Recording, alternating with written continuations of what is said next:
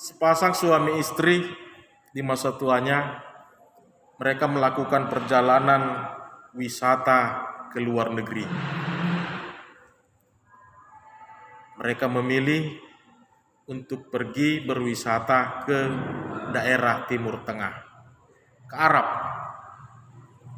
Sesampainya di sana mereka berjalan-jalan, menikmati pemandangan atau keindahan kota tersebut. Mereka berjalan berdua, mengelilingi, menikmati masa-masa tua mereka, masa-masa berdua mereka. Hingga mereka tiba di suatu tempat, sebuah toko pakaian. Mereka melihat ada begitu banyak jenis pakaian, mulai dari celana, levis, baju, ada berbagai macam jenis pakaian yang dijual di situ. Warnanya begitu menarik, warnanya begitu indah, dan yang paling menantang, yang membuat mereka berhenti, ada dituliskan diskon 75%. Dan bukan hanya itu, juga dituliskan di bawahnya sebuah tulisan yang mengatakan dijamin tidak luntur. Kan begitu. Tentu mereka tertarik, mereka kemudian masuk, mereka mulai membuka, melihat-lihat, dan hingga akhirnya tanpa sadar mereka sudah memilih banyak dan mereka membelinya. Selain harganya murah, juga kelihatan indah.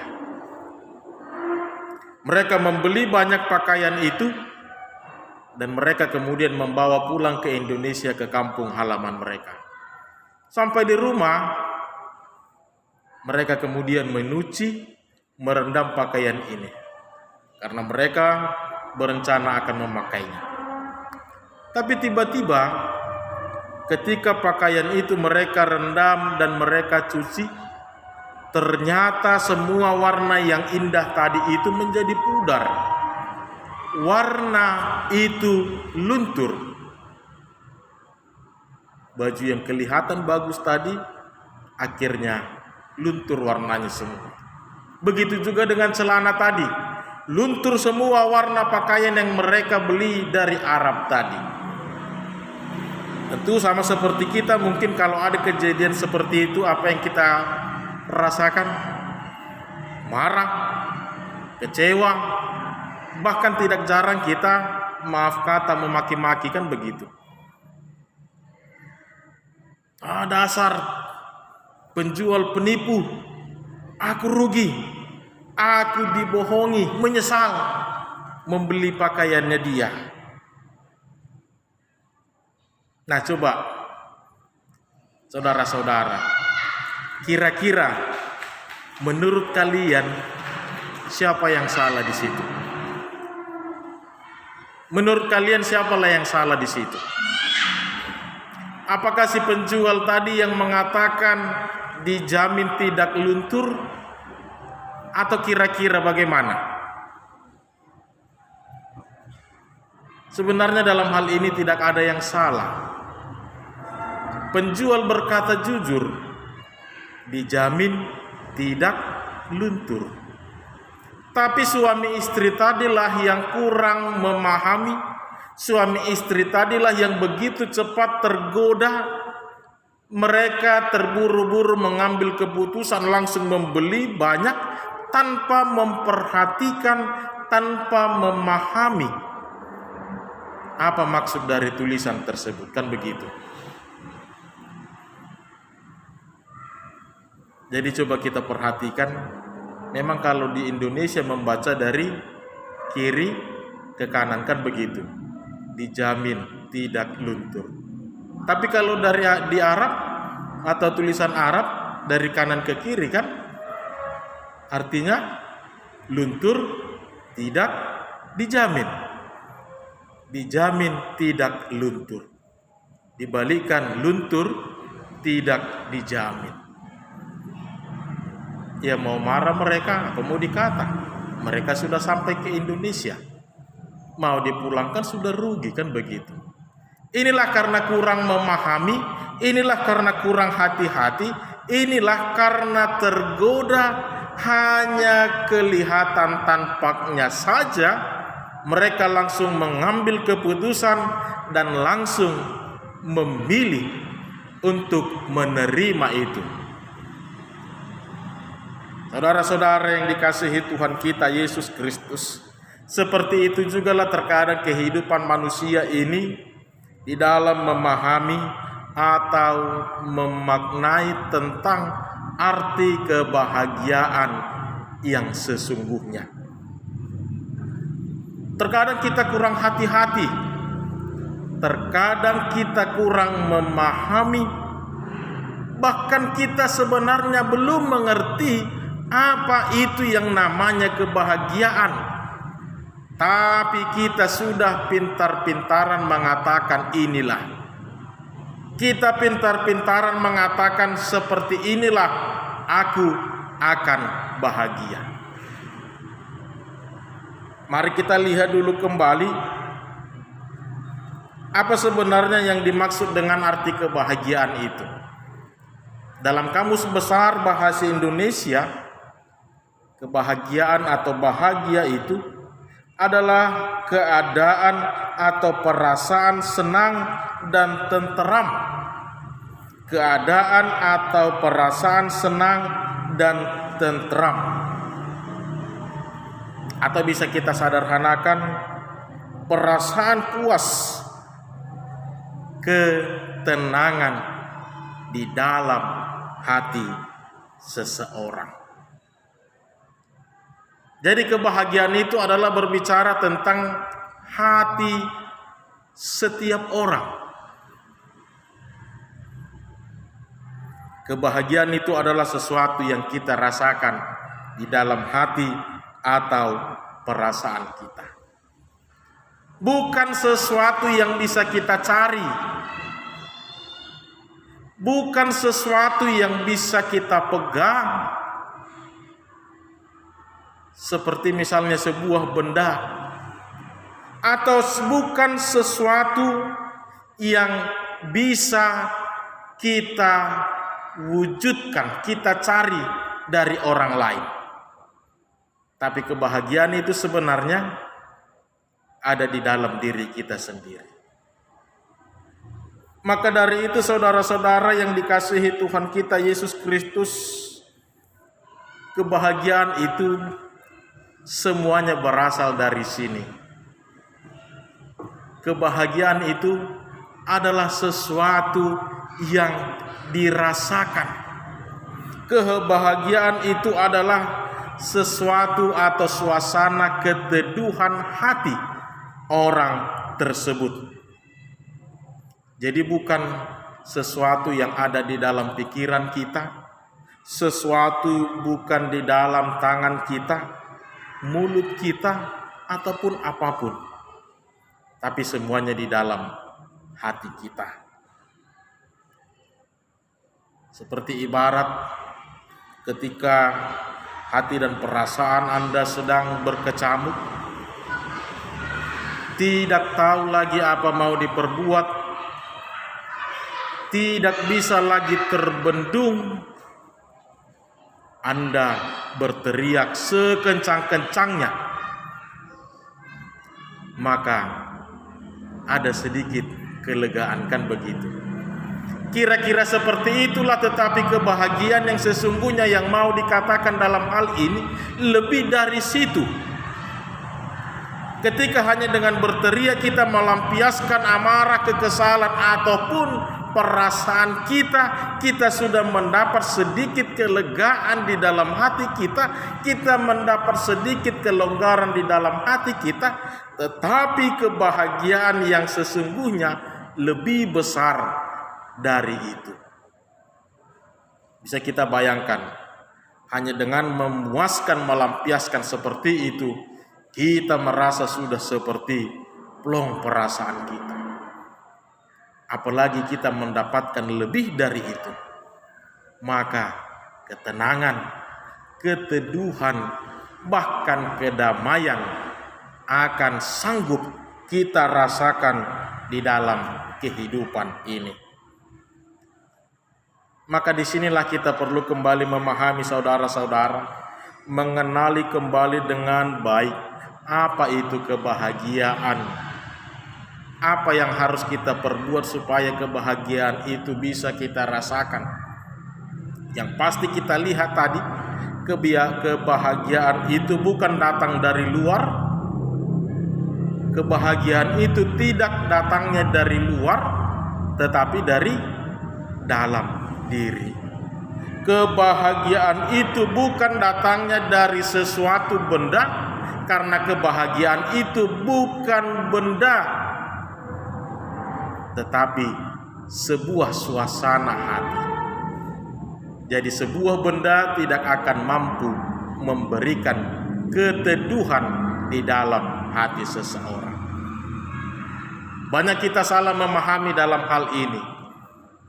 Mungkin dia mengatakan, dengan berpesta-pesta mungkin saya akan mendapat ketenangan, kebahagiaan. Dengan memiliki teman yang banyak saya akan mendapat kebahagiaan atau ketenangan. Bukan seperti itu yang dimaksud. Itu hanyalah sementara. Saudara-saudara, maka setelah kita mendengar firman ini, kita harus mulai menghilangkan pikiran yang mengatakan bahwa kebahagiaan itu berasalnya dari luar diri kita. Kebahagiaan itu datangnya dari dalam diri kita. Kita hilangkan persepsi yang mengatakan ketika aku berganti suasana, mungkin aku akan lebih bahagia. Ketika aku berganti teman, mungkin aku akan lebih bahagia. Ketika aku mencari pekerjaan lain, mungkin di situ aku akan lebih bahagia. Bukan seperti itu kebahagiaan yang dimaksud. Apapun ceritanya, ketika suasana hati kita belum mendapatkan kedamaian, 100 orang pun teman kita selalu mendampingi kita, kita tidak akan pernah merasakan kenyamanan. Tapi 1 orang saja pun yang mendampingi kita, tapi hati kita tenang, hati kita damai, kita akan merasa bahagia. Banyak pun teman-teman dengan suasana happy, dengan suasana senang, bersama-sama dengan kita, itu belum menjamin kebahagiaan. Karena kebahagiaan itu bukan datangnya dari luar, tapi kebahagiaan itu datang dari diri kita sendiri. Saudara-saudara yang dikasihi Tuhan kita Yesus Kristus, kebahagiaan yang didapatkan Raja Daud dalam firman malam hari ini adalah ketika dia bersama dengan Allah. Ketika dia menyerahkan seluruh kehidupannya hanya kepada kehendak Allah. Ketika dia mempercayakan hidupnya hanya kepada Allah semata. Inilah letak kebahagiaan yang mau dikatakan Raja Daud.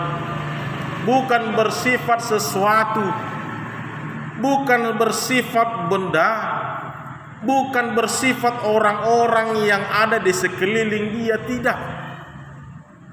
Tapi suasana hatinya ketika dia mampu memiliki hubungan yang intim bersama dengan Allah. Coba kita lihat apa lagi yang kurang sebenarnya dari dalam Raja Daud. Harta, dia memiliki segalanya. Orang-orang yang siap 24 jam menghibur dia memiliki begitu banyak pengawal yang akan selalu ready kapanpun dia minta untuk mendampingi. Bahkan maaf kata, ketika mungkin secara duniawi para perempuan-perempuan untuk menghibur dia juga memiliki. Tidak akan ada yang menolak itu. Tapi apa yang Daud rasakan? Dia belum menemukan kebahagiaan yang sesungguhnya. Itu hanya kebahagiaan yang semu, kebahagiaan yang dibuat-buat, kebahagiaan yang dipaksakan. Karena dia merasa kebahagiaan yang sejati itu adalah bagaimana ketenangan suasana hatinya. Beribu-ribu pasukan, begitu banyak orang-orang yang selalu sedia ketika dia minta untuk mendampingi, menemani dia, tapi tetap masih belum bisa memberikan kebahagiaan kepadanya. Maka ini jugalah yang mau kita lihat dalam kehidupan ini, saudara-saudara.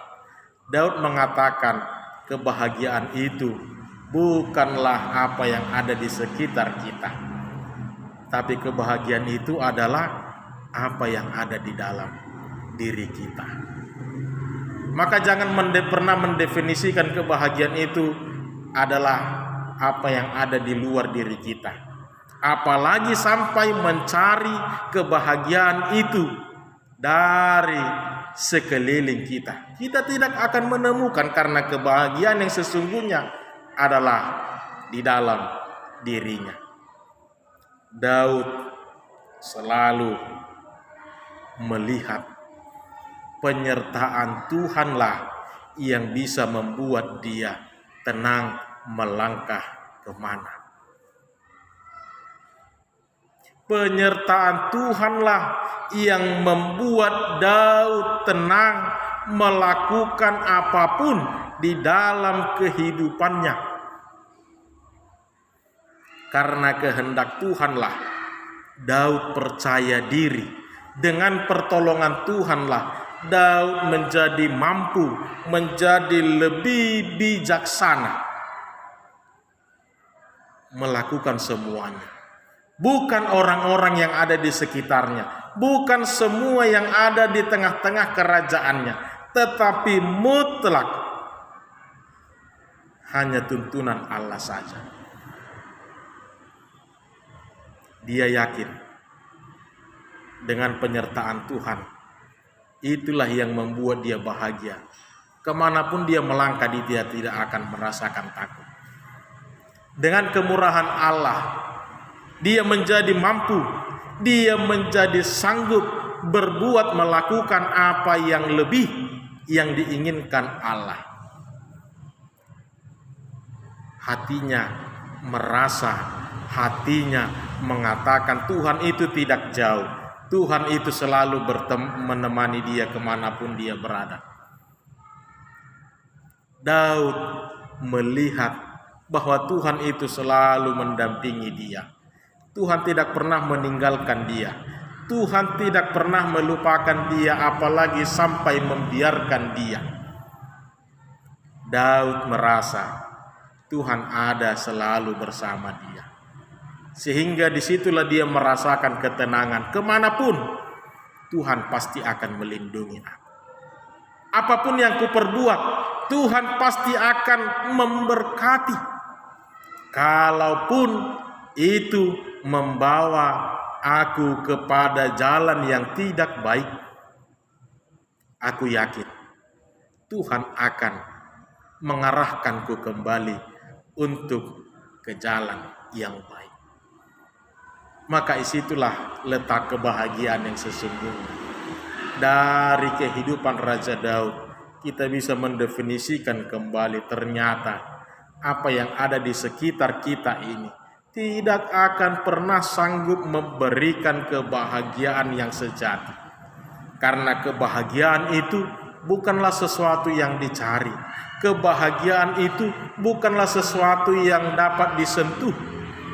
Tetapi kebahagiaan itu adalah sesuatu yang hanya dapat dirasakan oleh orang tersebut.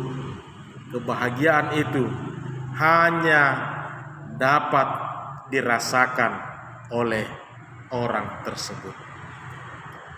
Maka inilah yang mau dikatakan melalui nyanyian Raja Daud ini, supaya setiap orang benar-benar mengenal kembali. Hanya karena penyertaan Tuhanlah kita akan bisa melangkahkan kaki dengan percaya. Hanya dengan penyertaan Tuhanlah, menyerahkan kepada Tuhan apa yang kita perbuat, apa yang kita rencanakan. Tuhan berkehendak di dalam kehidupan kita. Maka dalam kehidupan ini juga saudara-saudara, banyak hal yang belum kita ketahui tentang kehidupan kita. Tapi satu hal yang sudah pasti yang diberikan Tuhan kepada kita adalah kita sudah diberi kebahagiaan. Kita sudah diberi hati. Kita sudah diberi modal utama untuk menjalani semua ini ke depan. Kebahagiaanmu ditentukan oleh dirimu sendiri. Kebahagiaanmu ditentukan dari sikapmu sendiri. Kebahagiaanmu ditentukan dari cara pandangmu, dari kehidupanmu, bahkan dari rasa percayamu kepada Tuhan Allah. Semuanya berarti kembali kepada diri sendiri. Tidak ditentukan oleh orang lain, tetapi ditentukan diriku sendiri. Tidak karena orang lain, tetapi karena diriku sendiri. Semuanya kembali kepada diri sendiri. Anda ingin bahagia, maka lihatlah kebahagiaanmu di dalam hatimu. Amin.